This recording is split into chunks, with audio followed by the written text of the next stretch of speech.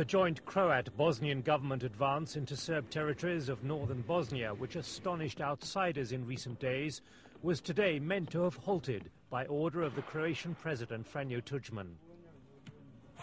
As these Bosnian forces hosed down captured Serb tanks, the Croat political leadership has bowed to international pressure.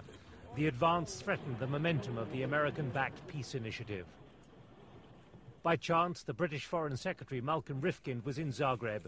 He reinforced Washington's pressure on the Croats to end all immediate plans to keep advancing.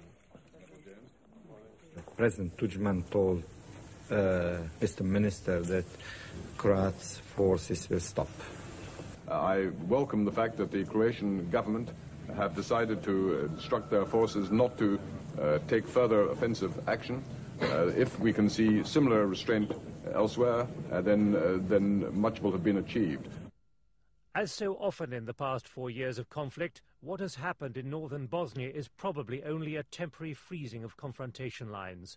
Croat-Bosnian advances over the past 10 days have seized some 20% of the 70% formerly held by Bosnian Serbs, who are now withdrawing.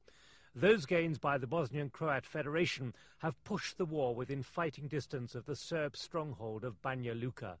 To the south and west of the city, new Serb defence lines have now been sighted by United Nations observers. From a Bosnian Serb army position, in military terms, Banja Luka is what would be termed vital ground which they would clearly not wish to concede for a host of reasons, not least humanitarian, and therefore it is entirely logical that their major defensive line is west and south of Banja Luka, with a degree of space in between.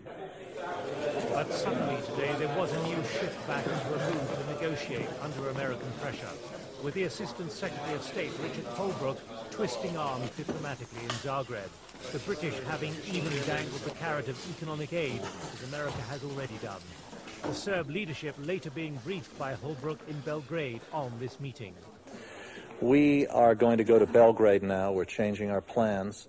We are flying directly to Belgrade to see President Milosevic, to brief him on the discussions here, and to talk to him one more time before we return to Washington tonight.